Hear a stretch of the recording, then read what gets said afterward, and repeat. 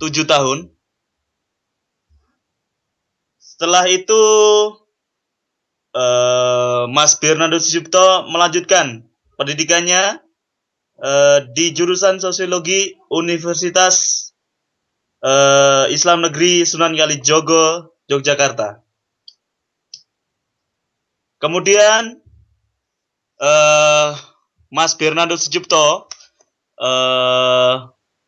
lolos beasiswa pemerintah Turki setelah menyelesaikan program persiapan bahasa Turki selama 1 tahun di Necmettin Erbakan di Karatay University. Mas Bernardo Sucipto sekarang sedang menempuh kuliah S2 di salah satu universitas terbaik di Turki, Universitas Selçuk University, jurusan Sosiologi. Langsung saja kita persilakan kepada Mas Bernardo Sucipto untuk memaparkan hal tentang pentingnya memperingati jasa-jasa pahlawan. Silakan Mas Bernardo Sucipto.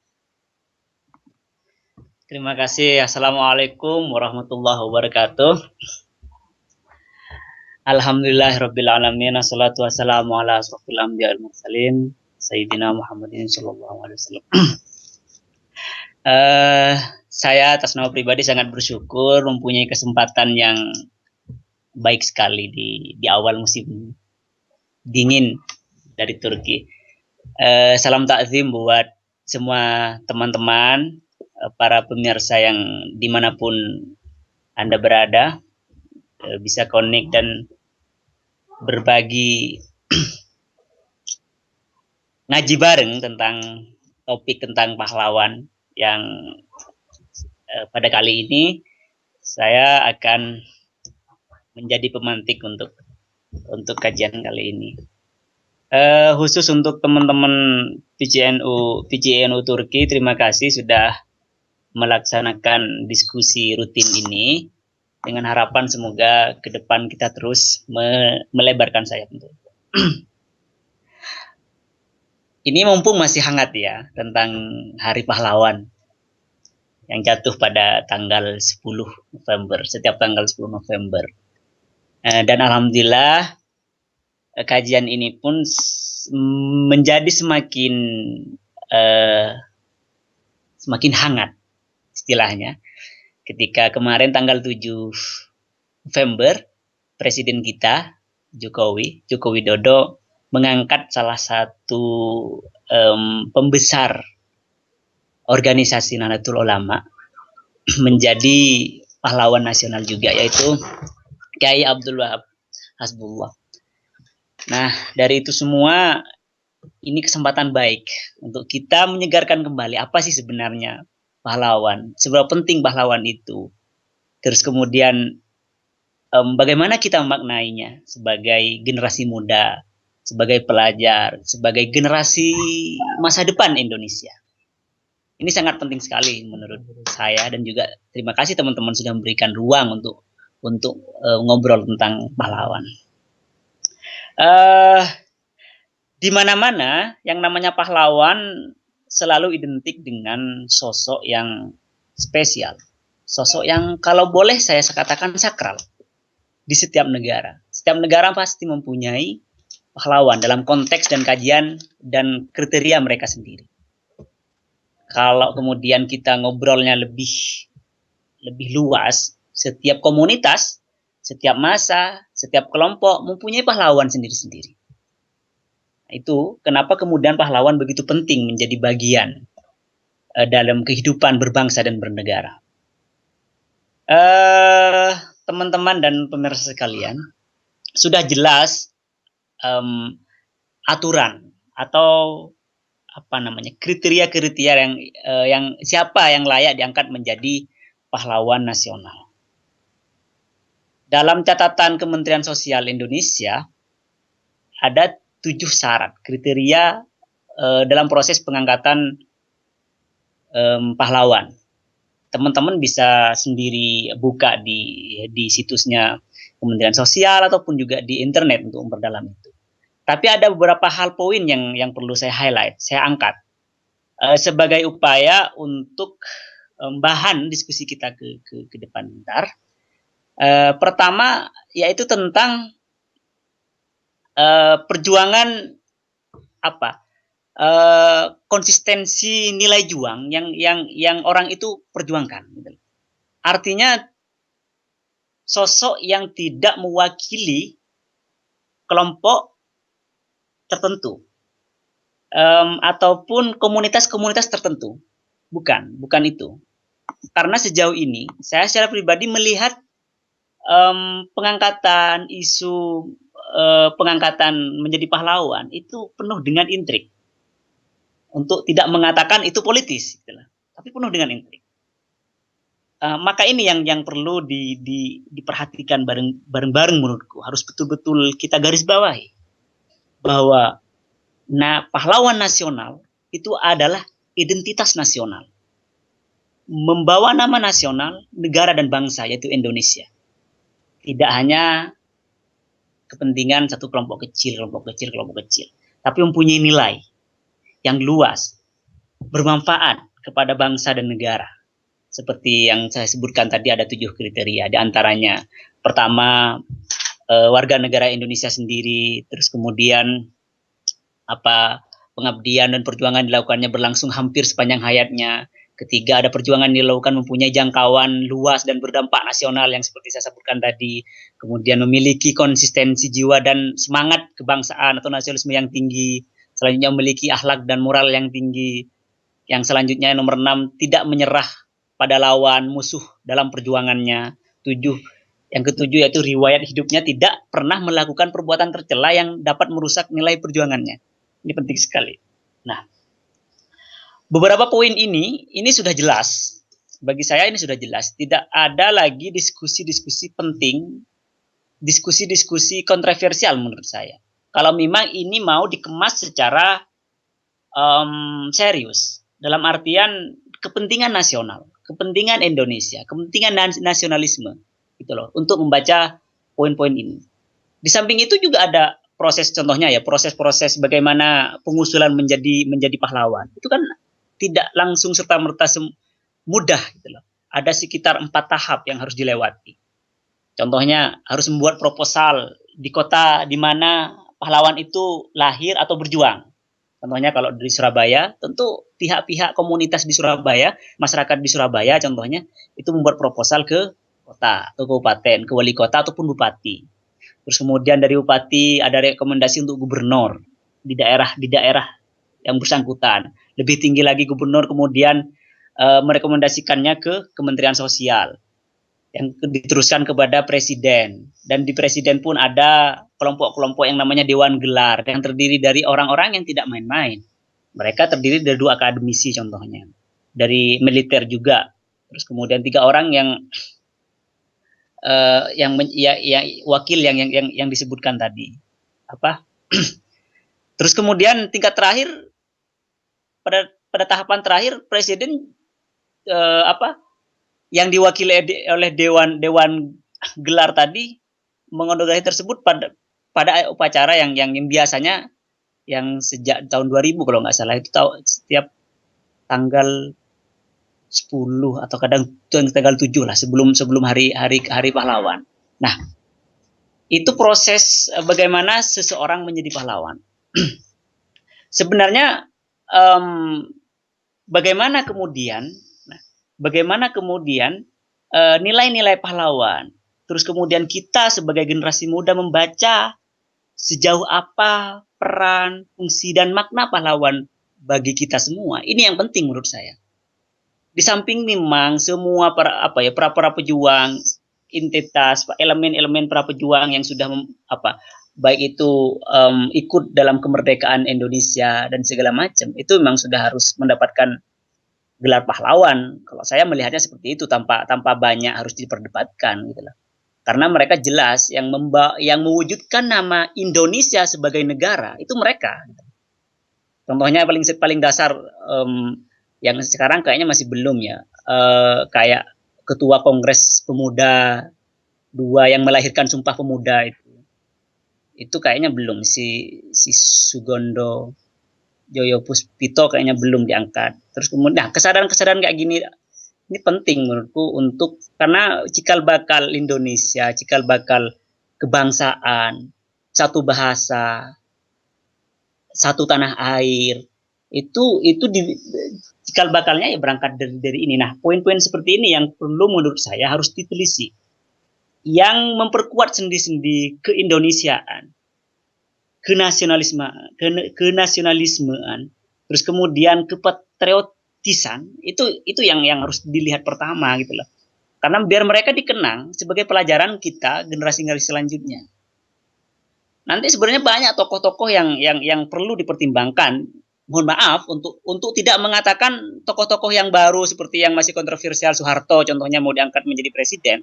Sebelum bicarakan dia, menurut saya ada sosok-sosok yang sebelumnya lebih mempunyai nilai juang tinggi dan jelas. Contohnya pendiri PSSI kalau tidak salah, yang pada tahun 1930 dia mendirikan PSSI, namanya Suratin. Dia insinyur sipil dari Jerman dan meninggalkan pekerjaannya di perusahaan Belanda untuk mengurus sepak bola nasional bernama PSSI. Dan ini perlu untuk menurut ini saya baca di beberapa sumber ya, untuk yang menurut saya menarik untuk kita diskusikan. Kemudian bagaimana kita menyikapi pahlawan ini? Saya melihat ada beberapa poin tentang pahlawan dalam kacamata saya. Saya melihat pahlawan sebagai simbol nasionalisme, patriotisme, dan karya perjuangan untuk negara dan bangsa Indonesia.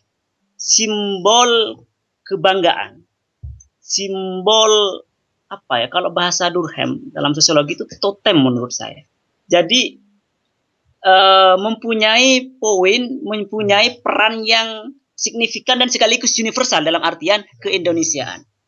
Nah, ini penting sekali. Karena apa?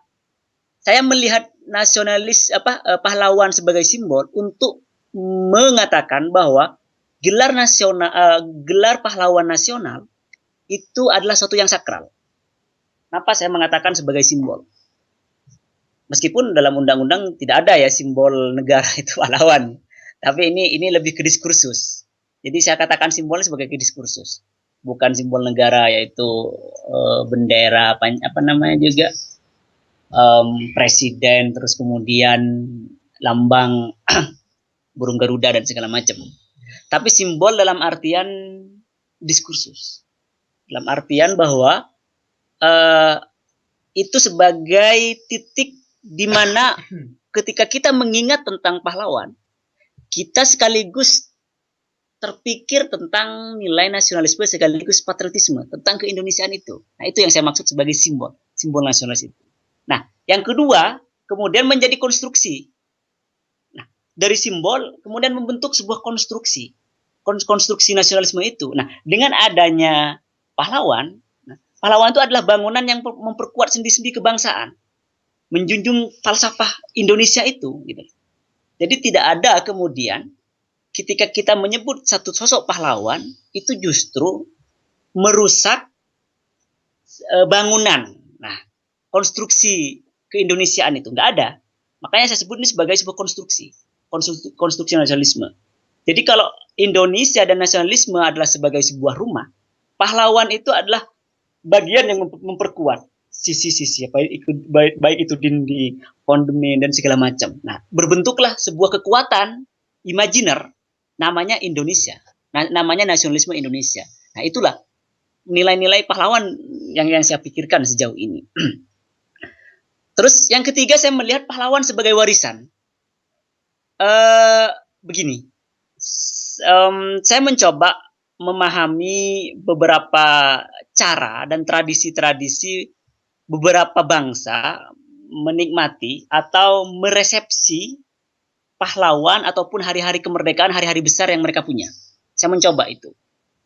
Nah, ketika pahlawan menjadi sebuah warisan, yang itu adalah simbol, yang itu adalah konstruksi besar bernama nasionalisme Indonesia, bagi saya warisan ini sangat sangat signifikan dalam artian bahwa generasi-generasi selanjutnya itu melihat warisan ini sebagai sebuah berlian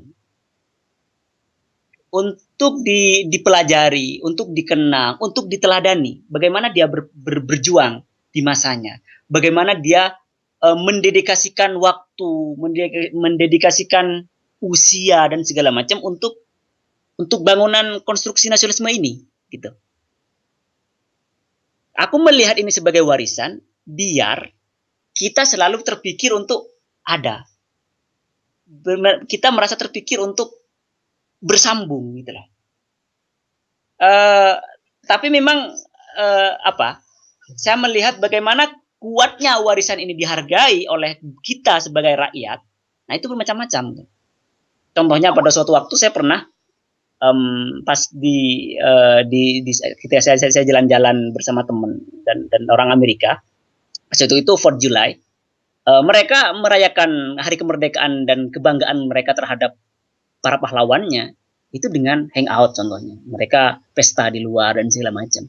Nah itu kan sesuai dengan visi mereka. Ketika aku coba tanya ke teman waktu itu host saya, oh seperti ini ya perayaan hari kemerdekaan mereka. Iya seperti ini kita. Ini menikmati kemerdekaan. Nah gitu. Nah tapi konteksnya kan kita bisa lihat. Pelan-pelan aku tersadar. Mereka kan memang full dengan namanya independen, kebebasan dan segala macam. Nah mereka terwujud dalam bentuk-bentuk aplikasi mereka dalam meresepsi hari-hari besar itu. Hari kemerdekaan kayak hari pahlawan dan segala macam, karena dekat sekali. Jadi upacara-upacara untuk para pahlawan kalau di Amerika ya pas hari 4 Julai itu ada gitu loh. Meskipun tidak seheboh Indonesia. Indonesia kalau hari kemerdekaan sangat heboh dalam artian besar gitu loh. Di mana-mana bendera ada gitu. Sedikit kurang lebih kayak Turki lah. Turki itu heboh nasionalismenya. Bahasa saya, nasionalisme yang heboh. Itu tetap plus minus ya. Tidak ingin mengatakan blind patriotism, blind nasionalisme, tidak, tapi heboh menurut saya karena diresepsi besar-besaran gitu. Selanjutnya bagaimana kemudian, ini sebelum saya tutup, hari ini pahlawan itu bagaimana hari ini yang menarik menurut saya dalam beberapa hari kemarin menikmati beberapa video, obrolan dan berita-berita dan segala macam tentang hari pahlawan gitu. Mulai dari Ahok di Jakarta ketika ngomong apa itu pahlawan. Ya pahlawan kata Ahok ini pejabat yang tidak korupsi dan menjalankan tugas-tugas sesuai dengan konstitusi dan segala macam. Nah, artinya apa? Ini kan orang-orang generasi sekarang dan siapapun seperti kita dan apalagi pelajar itu kan mempunyai tafsir sendiri tentang pahlawan. Nah, saya melihat bagaimana hari ini pahlawan. Nah, gitu. Kita sebagai pelajar nih konteksnya, teman-teman di sini. Ya bagaimana belajar dan berkarya. Karena salah satu elemen penting adalah bagaimana kita berkarya untuk kita, untuk orang-orang di sekeliling kita, kemudian dengan skop yang lebih luas, komunitas lebih luas, kemudian atas nama bangsa. Contohnya lah, yang paling kasar aku kalau menyebutkan kayak Habibie contohnya. Dia berkarya dengan konsisten, B.J. Habibie berkarya dengan konsisten, dia tanpa pretensi mau untuk siapa, tapi dia mengabdikan diri untuk ilmu pengetahuan yang dia jalani. Nah, pada akhirnya apa? Efeknya adalah Indonesia. Wow, itu Indonesia. Itu yang kemudian. Tapi memang betul bahwa tidak ada satupun orang yang berniat atau bercita-cita menjadi pahlawan. Itu nonsen, nggak bakal ada. Tapi bahwa jalan yang dipilih, kemudian tanggung jawab yang dia tunjukkan, dan komitmen moral yang dia tunjukkan, apakah komitmen moral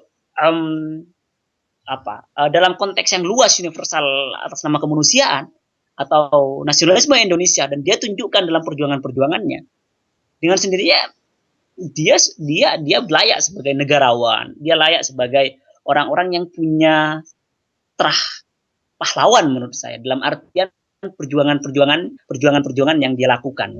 Nah, konteks sekarang bagaimana pahlawan bagi kita sebagai pelajar memanfaatkan peran kapasitas kita kapasitas, kemampuan, kesempatan untuk belajar dan berkarya. Nah, ini poin menurut saya. Itu pertama.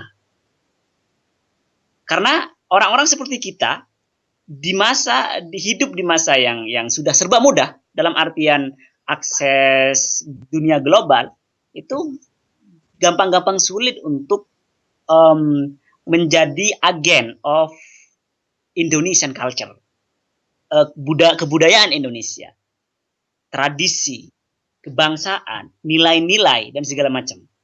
Nah, itu pertama. Kemudian juga pasti tentang tanggung jawab. Saya melihatnya karya, belajar, dan tanggung jawab itu suatu paket.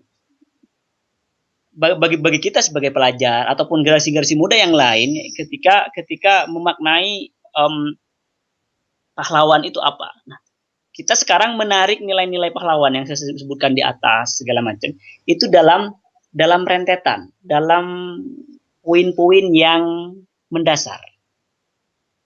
Everyday, setiap hari. Menjadi kultur yang melekat dengan kekitaan, keseharian kita. Nah, itu. Jadi dari nilai nasionalisme yang diberi tanggung jawab sebagai agen kebudayaan, agen tradisi, agen keindonesiaan, itu melekat. Terus kemudian di situ akan tertanam yang namanya komitmen moral. Moral dalam artian etis, dalam artian yang luas. Saya tidak mau spesifik kemudian moral tradisi dalam arti kecil ataupun agama, tapi lebih luas. Nah, ini adalah arti nasionalisme, arti kepahlawanan hari ini menurut saya. Jadi tidak ada perjuangan itu dari besar, itu pasti. Itu pasti pilihan, contohnya ya, para pahlawan-pahlawan yang baru saja diangkat oleh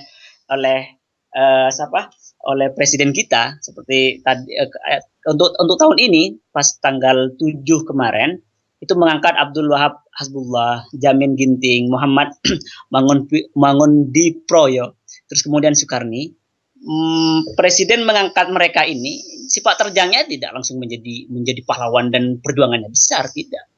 Contohnya kayak Sukarni, saya sempat terkejut ketika membaca sedikit riwayatnya, bagaimana dia sejak usia 14 tahun sudah mulai geram dengan penjajahan. Dia menantang kelompok-kelompok anak-anaknya, orang-orang Belanda untuk berkelahi, geng kelahinya.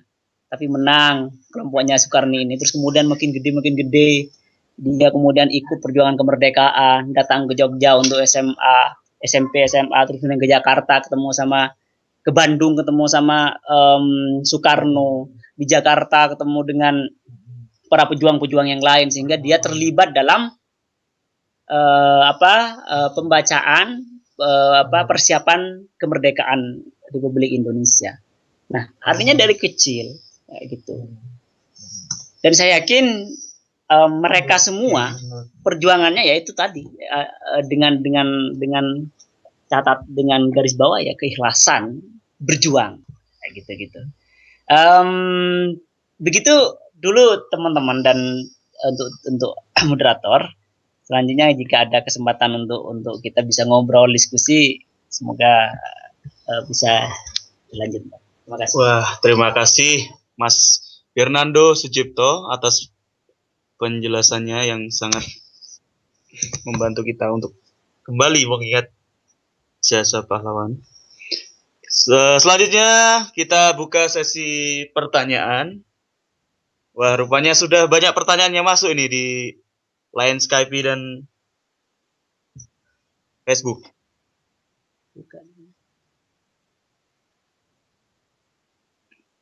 Pertanyaan pertama dari Aisyah di Batang, Jawa Tengah. Dari Aisyah di Batang, Jawa Tengah, Mbak Aisyah bertanya, di Indonesia peringatan Hari Pahlawan hanya sebatas upacara dan ziarah di Taman Makam Pahlawan. Itu pun hanya dilakukan oleh elit atau pejabat pemerintah. Bagaimana pengalaman peringatan atau penghormatan orang-orang Turki atas pahlawan? Mas Wiji, langsung jawab atau Langsung ya? langsung aja? Langsung aja ya. Yuk. Ini pertanyaan yang rumit sekali nih ya. Terima kasih Aisyah dari Batang ya. Tentang pengalaman, iya kemarin ini cerita bentar. Kemarin saya sama teman kamar nanya, di sini ada Kahraman nggak gitu? Kahraman itu pahlawan. Ya ada lah. Buyuk Kahraman Atatürk, orang besar itu Atatürk katanya itu pertama. Sehingga kalau Atatürk simbol-simbolnya segala macam menjadi sakral gitu. Atatürk menjadi simbol tunggal untuk pahlawan besar. Tapi kemudian bagaimana ketika saya nanya disebutkan bagaimana pahlawan-pahlawan yang lain? Nah, mereka melihatnya punya peran yang signifikan juga dalam memerdekakan Turki menjadi Turki Republik kayak gitu. Setelah pada Perang Dunia Pertama itu berkecamuk dan hampir runtuh Turki ini. Di kiri kanan disenggol oleh beberapa kolonialis Inggris, Rusia, Prancis segala macam untuk merebut tanah Anatolia dan segala macam. Nah, yang paling menarik sebenarnya ini momentum pahlawan di Turki itu di Çanakkale gitu loh. Jadi kalau teman-teman sempat ke Çanakkale atau saya bisa bercerita sebentar tentang Çanakkale, bagaimana besarnya peran pahlawan itu, bagaimana peran pahlawan itu dimaknai sedemikian rupa gitu loh. Jadi Çanakkale di pulaunya itu memang menjadi pulau pahlawan sih bagi saya. Saya ketika di sana sangat tertegun gitu loh. Bagaimana rakyat Turki datang, mereka berbondong-bondong. Jadi ada yang datang dari Mersin. Waktu itu saya kenalan ada yang datang dari bukan hanya Çanakkale sendiri, bahkan dari beberapa ini, karena mereka nenek moyang mereka yakin semua orang Turki gitu loh yang terlibat perang itu berpusat di Çanakkale. Çanakkale itu nama provinsi di utara ya, atau di barat, mana posisinya? Di barat, dekat Istanbul. Itu separuh di Eropa juga separuh di Asia anunya. Daerahnya itu menjadi simbol. Nah ini yang menarik gitu loh. Artinya apa? Kalau di Indonesia bahasa Aisyah tadi melihat orang-orang elit yang terlibat dalam perayaan. Nah di sini beda karena siapapun yang merasa bahwa mereka karena begini, orang-orang Turki itu anak-anak muda sekarang itu percaya bahwa nenek kakek buyut mereka dulu itu berperang semua. Beda dengan Indonesia menurut saya. Artinya ini kasus yang harus saya bicarakan. Di Indonesia yang melawan perang kemerdekaan atau perang melawan Belanda itu tidak semua daerah kan. Kalau boleh, ini mohon maaf saya bukan orang sejarah. Kalau boleh saya katakan, gitulah. Artinya orang di rumah saya, gitulah, saya di Madura, Sumeneb, meskipun di Sumeneb di kotanya terlibat perang, tapi saya agak di pelosoknya itu nggak kenal yang namanya perang gitu. Yang ya, kenal memang pada waktu itu ketika saya tanya kakek nenekku itu iya, yang berkuasa itu orang Belanda namanya Kusmini siapa gitu, aku nggak lupa bahasanya ratu siapa gitu. Tapi mereka tidak terlibat dalam emosi gitu. Karena bapak nenek buyut saya, nenek moyang saya itu tidak terlibat dengan perang gitu. Beda dengan orang Turki, nggak ngerti karena memang betul Turki perang meledak di mana-mana. Dalam kondisi waktu itu Ottoman hancur dan betul-betul sudah parah di sini dan perang di mana-mana, bahkan dengan orang Turki sendiri yang saling perang juga gitu. Nah itu jawaban saya, semoga memberikan gambaran. Jadi gitu dulu. Oke, terima kasih atas jawabannya. Mas narasumber. Pertanyaan kedua datang dari Mas Sofyan Purwadi dari kota Bojonegoro. Pertanyaan begini. Berkaitan dengan kepahlawanan, kita masih ingat peristiwa resolusi jihad. Sehubungan dengan itu, semasa kampanye, Presiden Jokowi pernah menyampaikan akan dijadikannya tanggal 1 Muharram sebagai hari santri. Menurut Mas Wijay, Bisakah Hari Santri ini dikaitkan dengan Hari Pahlawan? Silakan. Oh, terima kasih. Ini pertanyaan menarik sekali. Saya sebagai santri dan alhamdulillah hari ini semoga ya tetap jiwa santri akan kita pegang. Tentang ya betul, isu ini memang sempat menyeruak di Indonesia ya. Tapi kalau kemudian kita dan saya maksudnya harus menjawab pertanyaan ini, ada dua hal yang pendekatan saya tentang isu Hari Santri pada 1 Muharram. Pertama, saya tidak setuju karena saya melihat begini, perjuangan itu, gitu loh. Perjuangan itu tidak butuh pamrih sebenarnya, tidak butuh pengakuan dan resolusi jihad, kemudian keterlibatan Hasyim Asy'ari, juga keterlibatan Abdul Wahab, ketika 10 November perang besar-besaran di Surabaya, dan juga para keterlibatan ulama-ulama di Madura, di Keholi Bangkalan dan segala macam santri-santrinya terhadap baik sekutu ataupun juga pasukan Jepang. Itu menurut saya sebagai sebuah bentuk keterpanggilan hubul waton, kecintaan terhadap tanah air, gitu loh. Kalau ini yang saya baca, Hari Santri menurutku nggak penting, gitu. Dengan landasan ini yaitu karya, keterlibatan, juga perjuangan santri menjaga keutuhan Indonesia sebagai NKRI. Nah, ini kelas, gitu. Ini ciri khas, gitu. Dan saya sebagai santri, alumni pesantren itu melihat perjuangan-perjuangan yang tidak perlu di ini. Jadi istilahnya kalau kamu berjuang membantu orang, kasihlah dengan tangan kanan dan apa istilahnya ibaratnya ya. Tangan kanan ngasih. Tangan kasih dan tangan kiri jangan sampai tahu. Tangan kiri jangan sampai tahu, betul. Ini apa artinya? Ini nilai-nilai yang nyaris hari ini sudah nggak ada, gitu lah. Kalau usulan Hari Santri ini dari komunitas Islam, santri khususnya, saya dan teman-teman yang pernah menjadi santri, menurut saya agak naif. Itu yang pertama, saya tidak setuju. Gitu. Terus kemudian yang kedua, kalau dibaca, tapi saya lebih setuju yang pertama. Saya tidak setuju dengan Hari Santri. Tapi kalau yang kedua kemudian, ini betul-betul menjadi kesadaran, gitu. Menjadi kesadaran tidak hanya oleh dari komunitas Islam, tapi juga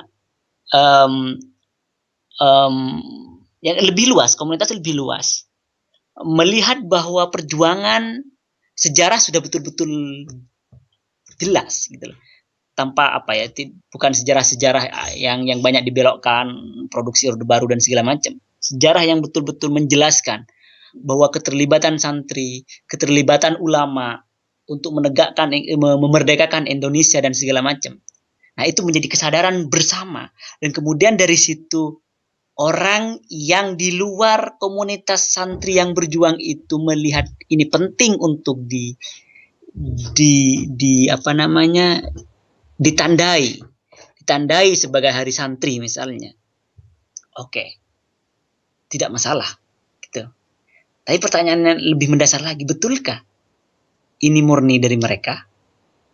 Artinya orang-orang dari luar komunitas santri itu, atau jangan-jangan orang-orang seperti kita, santri-santri ini yang mewanti-wanti, yang meminta-minta kepada pemerintah untuk mengakui bahwa 1 Muharram itu agar menjadi Hari Santri. Meskipun memang Jokowi pernah mengatakan itu. Tapi menariknya menurut saya gini, teman-teman, saudara Mas Supian. Perkataan Jokowi, gitu. Itu murni dari siapa? Jadi tapi sebenarnya ini yang menarik dipertanyakan. Apakah dia betul-betul muncul sebagai bentuk interaksi bentuk respon kesadaran dia kayak gitu, atau mereka dibisiki oleh kekuatan-kekuatan kelompok di belakang Jokowi? Mohon maaf, saya tidak mau mengatakan ini pasti orang NU yang mengkonsep pidatonya, karena ini mau pidato di Jawa Timur contohnya. Ini harus semuanya tentang membesar-besarkan NU. Tapi kemudian ketika mau pidato di Medan contohnya, ini harus membesar-besarkan Medan gitu. Ini kan by setting, by design. Saya tidak mau sampai ke sana. Tapi kalau ini memang kita, tapi menarik menurut saya. Tapi itu dua poin itu sih menurut saya yang um, yang bisa saya sampaikan untuk menjawab pertanyaan dari Mas Sofian. Terima kasih. Oke, terima kasih. Wah, rupanya ini banyak sekali pertanyaan dari para pendengar radio PCINU Turki ini. Pertanyaan selanjutnya, setelah tadi 2 pertanyaan dari Indonesia, sekarang pertanyaan dari Turki sendiri. Dari Mbak Silviana, mahasiswi Indonesia di Erzurum. Bagaimana kita bisa menghargai pahlawan kalau bangga saja tidak? Ingat saja tidak? Terutama di kalangan remaja. Jadi, paham nggak? Iya, ngerti. Oke, silakan langsung saja. Terima kasih Mbak Silviana dari Erzurum ya.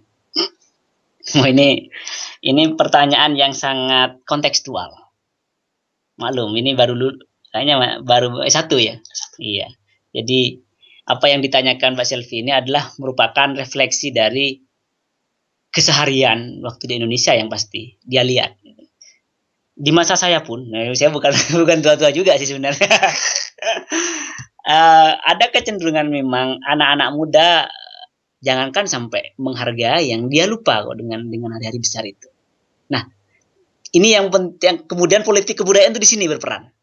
Negara itu di sini berperan menurut saya. Negara itu di sini berperan. Bagaimana sistem, bagaimana kesadaran sebuah bangsa itu dibentuk. Ini proyek besar ini. Ini tantangan sebenarnya bagi pemerintah dan siapapun yang mendesain Indonesia ke depan.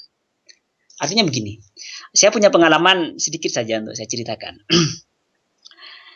Bagaimana kuatnya masyarakat Amerika terhadap komunisme dan sosialisme Kuba ataupun Venezuela dan musuh-musuhnya di Amerika Latin. Bagaimana kuatnya? Tergambar dari pengalaman saya sendiri. Pada suatu waktu, saya pakai bajunya Che Guevara. Ketika saya ikut sebuah acara di sana, di South Carolina, apa respon orang-orang di sana? Ini yang mengejutkan saya. Kan ini hari-hari kedua kalau nggak salah, medical check up, kemudian ngurus kartu kuliah dan segala macam. Mereka nanya semua, kamu suka sama orang itu? Kamu tahu ini siapa? Gak gitu semuanya. Nah, saya 1 orang 2, ada sekitar 4 orang. Sampai dosenku juga nanya, kamu ngerti siapa orang ini? Kamu suka orang ini? Ini ada sekitar 4 orang, bahkan sampai dokter juga nanya. Nah, saya diam dan betul-betul terdiam dengan pengalaman ini. Oh my God, betapa gitu loh, musuh Amerika yang namanya komunisme, sosialisme itu lekat kepada memori bangsanya sendiri. Ini poinnya menarik ini. Itu khususnya untuk orang-orang yang sudah usia 45 ke atas ya. Yang banyak ini gitu loh. Kalau sekarang anak muda udah nggak peduli itu. Nah, pertanyaan kemudian bagaimana nilai-nilai ideologis, nah ini nilai-nilai ideologis ini meresap dan masuk menjadi kultur kesadaran masyarakatnya. Nah, ini proyek ini yang saya sejauh ini tidak ditemukan di Indonesia. Selain pada masa Soeharto. Pada masa Soeharto sangat bagus proses ideologisasi, Pancasilanisasi dan segala macam. Meskipun itu kemasan untuk hal-hal yang lainnya, tidak murni betul-betul untuk bangsa Indonesia, untuk kemajuan. Tapi di banyak kasus ini plus minus Soeharto, tidak terlalu banyak ngomongin itu. Tapi bagaimana Pancasila, bagaimana kesadaran perjuangan sampai lewat P4 dan pelajaran-pelajaran di sekolah dan segala macam. Dan sampai contohnya juga G30S itu diwajibkan nggak ya? Kayak kalau dulu saya kayak merasa wajib nonton. Itu untuk nonton gitu loh. Ini kan proses transformasi ideologis itu sampai ke rakyat. Berita-berita juga. Saya tidak mau mengatakan bahwa berita didesain, media didesain segala macam, televisi, koran untuk mengarah ke sebuah rezim, tidak. Tapi bahwa komitmen untuk memunculkan nilai kesadaran, nasionalisme, pahlawan, dan yang lain-lainnya, itu terbangun pada masa itu, betul. Gitu. Nah, kenapa anak muda sekarang tidak sampai ke sana? Nah, ini. Ya karena kalau jawaban sederhana, bagaimana mereka mau sampai ingat sama pahlawannya? Loh, mereka sejak kecil di sekolah dan segala macam itu sudah di sistem pembelajarannya, nilai-nilai kurikulum, hal yang mendukung dan juga kehidupan sosial, realitas sosial yang ada di sampingnya itu sudah tidak mendukung. Ya siapa yang salah? Ya ini kenyataannya memang begitu. Setelah reformasi kita hancur lebur. Hancur lebur. Tidak ada nilai filsafat kebangsaan yang kita pegang.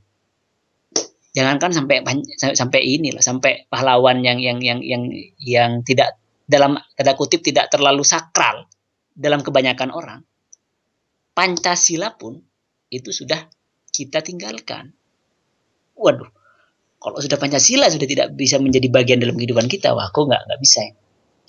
Nah, menurut saya bagaimana kemudian pemuda ini di tengah kemajuan zaman, teknologi dan segala macam, media, keterlibatan kebijakan, bagaimana memupuk kesadaran nasionalisme dengan berbagai pendekatan-pendekatan lewat film contohnya, lewat musik contohnya, dan elemen-elemen lain yang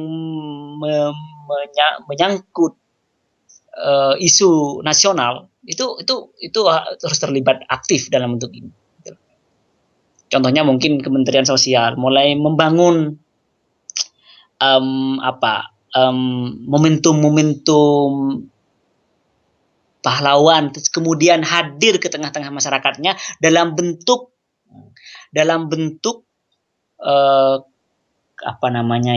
ruang baca, pusat studi dan segala macam. Teman-teman yang ada di Turki, ini informasi, semoga semua ini pernah pasti dengar yang namanya museum berjalan. Saya nggak tahu kalau di daerah lain. Di Konya ada. Itu di dalamnya sebuah mobil van gitu, di dalamnya ada artefak barang-barang museum tentang Çanakkale. Itu datang ke ini, ke perkota. Itu kayaknya kalau nggak salah Istanbul atau Ankara, ya, pemerintah Ankara yang ada ini.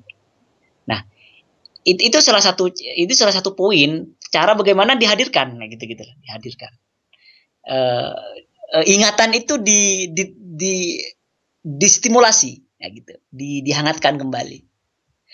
Contohnya kalau di Indonesia, kita anak muda sudah semakin mengambil jalan dalam kehidupan mereka, dalam artian masa mereka sudah seperti itu, teknologi sudah makin canggih, informasi, internet segala macam sudah menjadi dunianya.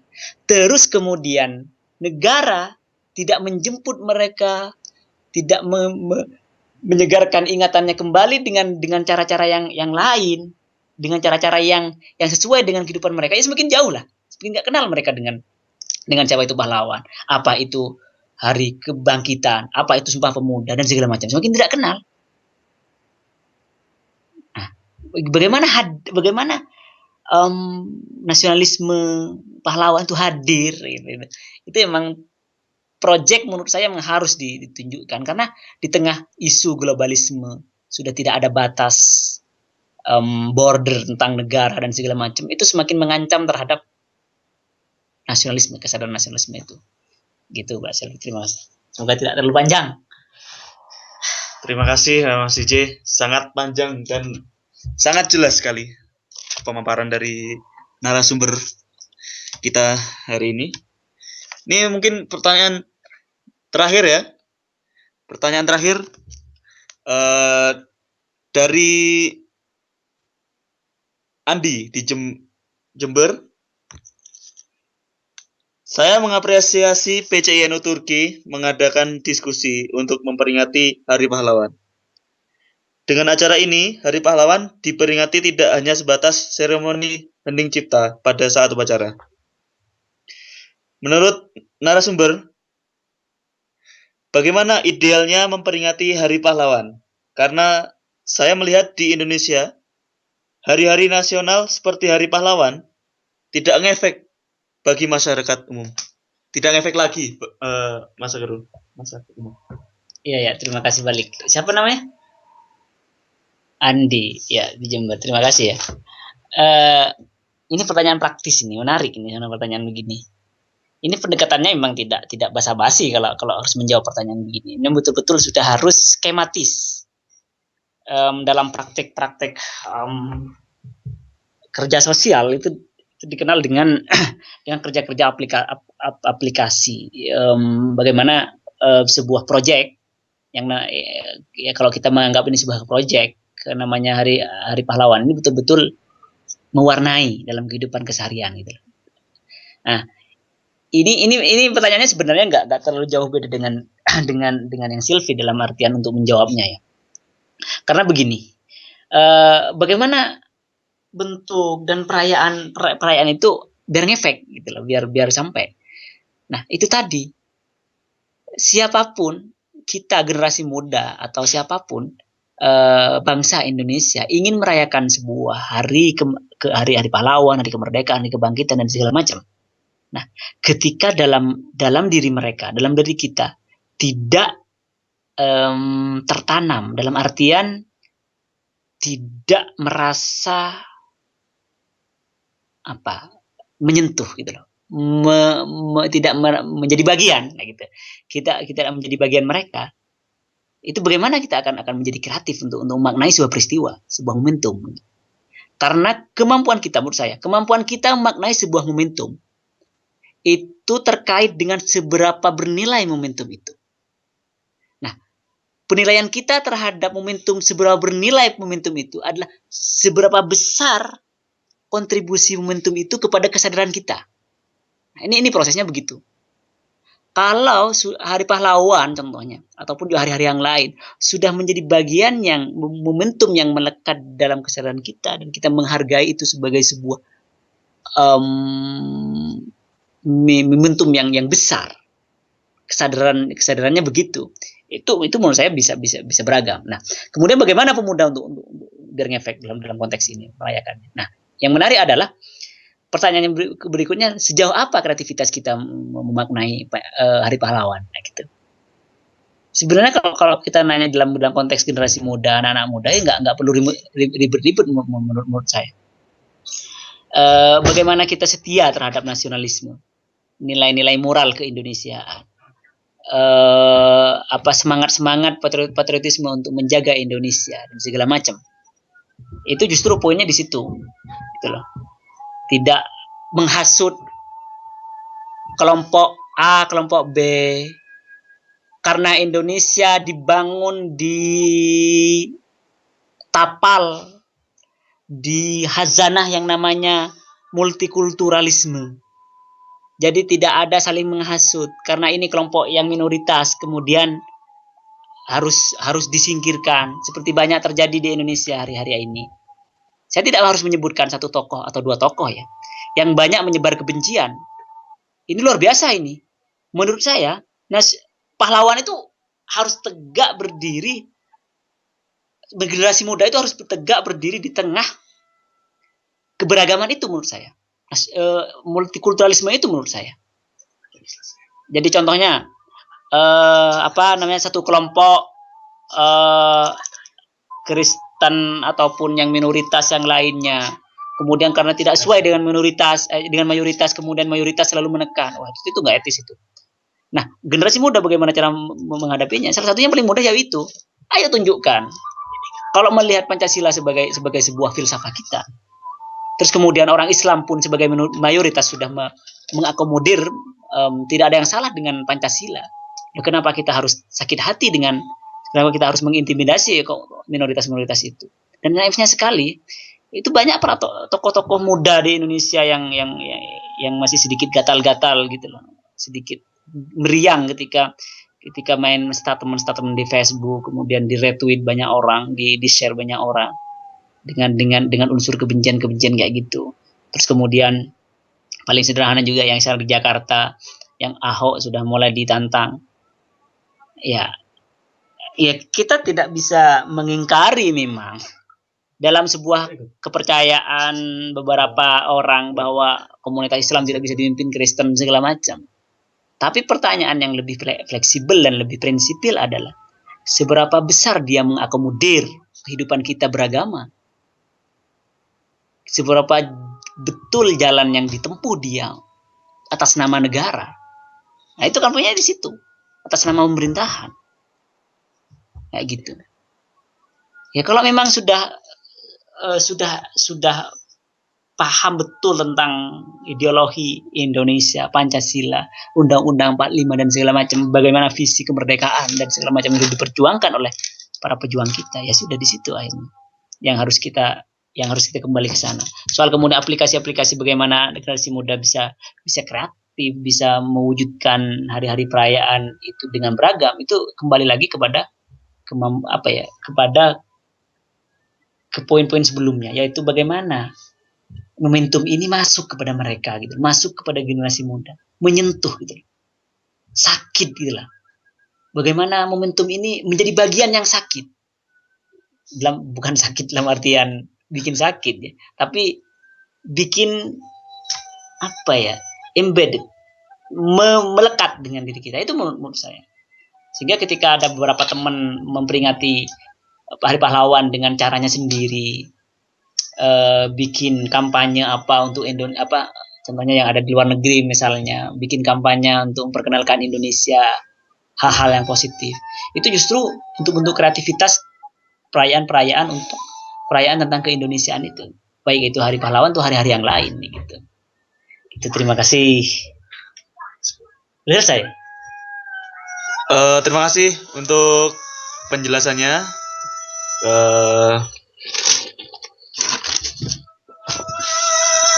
Mungkin bisa disimpulkan, Mas narasumber. Silakan disimpulkan. Oke. Sedikit aja. Ini sedikit aja ya. Kesimpulan sebenarnya nggak perlu disimpulkan sih menurut saya. Kesimpulannya sudah menjadi bagian dari masing-masing kita yang mendengarkan atau terlibat aktif dalam diskusi ini. Poin-poin ada beberapa poin yang perlu saya sampaikan sebagai penutup. Pertama, generasi muda kita bersama ini harus membacalah setidaknya di balik momentum-momentum itu penting. Saya tidak mau mengatakan bahwa banyak di antara kita tidak tahu sejarah momentum, tapi memang ketika kita tidak tahu sejarah momentum hari-hari besar itu nonsens untuk kita mempelajarinya. Itu pertama. Terus kemudian yang kedua, ketika momentum itu kita harus mengembalikannya sebagai sebentuk warisan nasionalisme yang harus dirayakan. Nah, yang namanya warisan nasionalisme yang dirayakan itu harus kita mensyukuri ataupun dalam bentuk yang lain, dalam bentuk kreativitas yang lain, kayak gitu. Itu yang kedua. Jadi harus disyukuri. Cara bentuk mensyukurinya ya lewat resepsi, lewat merayakan, apresiasi. Kalau generasi kayak kita, menyadarinya itu sebagai pelecut semangat contohnya, atau bahkan sampai berkarya mereka, berbagi hal-hal positif. Itu keren sekali itu. Terus kemudian yang ketiga, untuk penutup adalah ini. Mari kita bersama-sama, dan terutama teman-teman komunitas PCNU Turki sendiri, setiap momentum yang berkaitan dengan tokoh-tokoh, dengan orang-orang yang terlibat seperti Hari Pahlawan contohnya, itu kita harus mengartikannya sebagai sebentuk jihad mereka. Mereka adalah berjihad untuk negara, itulah. Sehingga garis bawah yang bisa kita ambil adalah mereka adalah bukan hanya sekedar pahlawan, tapi di atas pahlawan. Apa namanya saya nggak paham ini. Kita harus mendoakan mereka, kita harus meneladani mereka, gitu. Hal-hal yang positif dan sesuai dengan konteks kita ambil untuk masa depan dan Indonesia ke depannya gitu. Terima kasih. Begitu saudara moderator, kesimpulan saya semoga bermanfaat, dan lain waktu semoga ada kesempatan untuk kita bisa ngobrol kembali. Demikian. Terima kasih. Assalamualaikum warahmatullahi wabarakatuh. Ya, tak terasa kajian kita sudah selesai. Sebagai moderator di kajian kali ini, saya minta maaf apabila ada kekurangan dan kesalahan yang saya lakukan. Akhirul kalam. Wassalamualaikum warahmatullahi wabarakatuh. Salam dari Konya, dan kembali lagi kita ke Mas Rido yang ada di GFZ Istanbul. Silakan Mas Rido.